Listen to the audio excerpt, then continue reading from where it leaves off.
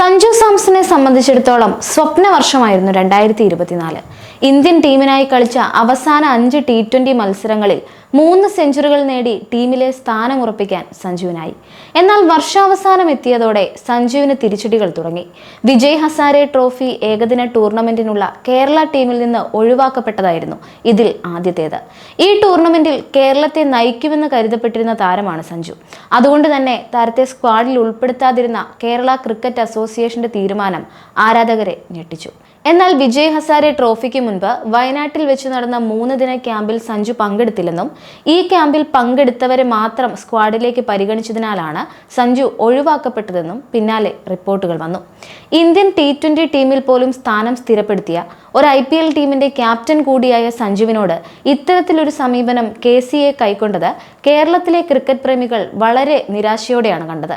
വിജയ് ഹസാരെ ട്രോഫിയിലെ ആദ്യ കളികൾക്ക് ശേഷം ടൂർണമെന്റിലെ ശേഷിക്കുന്ന മത്സരങ്ങൾക്ക് താൻ ലഭ്യമാണെന്ന് സഞ്ജു കേരള ക്രിക്കറ്റ് അസോസിയേഷനെ അറിയിച്ചു എന്നാണ് വിവരം.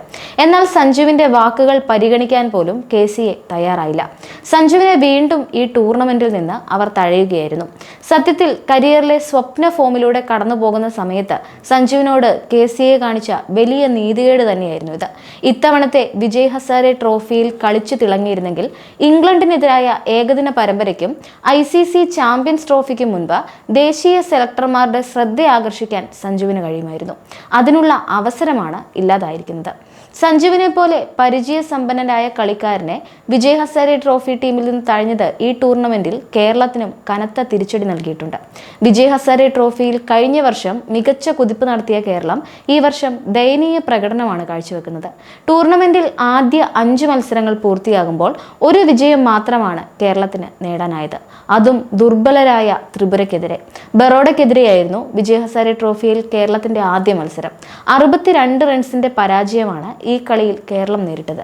മധ്യപ്രദേശിന് എതിരായ 2ാം മത്സരം മഴ മൂലം ഉപേക്ഷിച്ചു.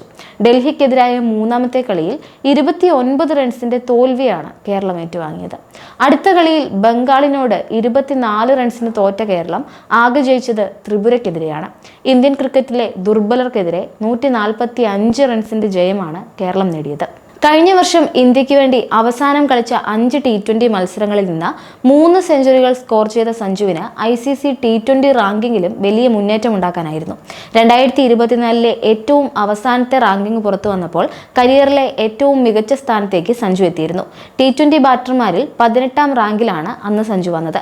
ഇതിനു മുൻപ് വന്ന റാങ്കിംഗ് പട്ടികയിൽ 20ാം സ്ഥാനത്തായിരുന്നു. അന്ന് 598 റേറ്റിംഗ് പോയിന്റ് ആണ് സഞ്ജുവിനുണ്ടായിരുന്നത്. ഇതും സഞ്ജുവിന്റെ കരിയർ ബെസ്റ്റ് ആയിരുന്നു.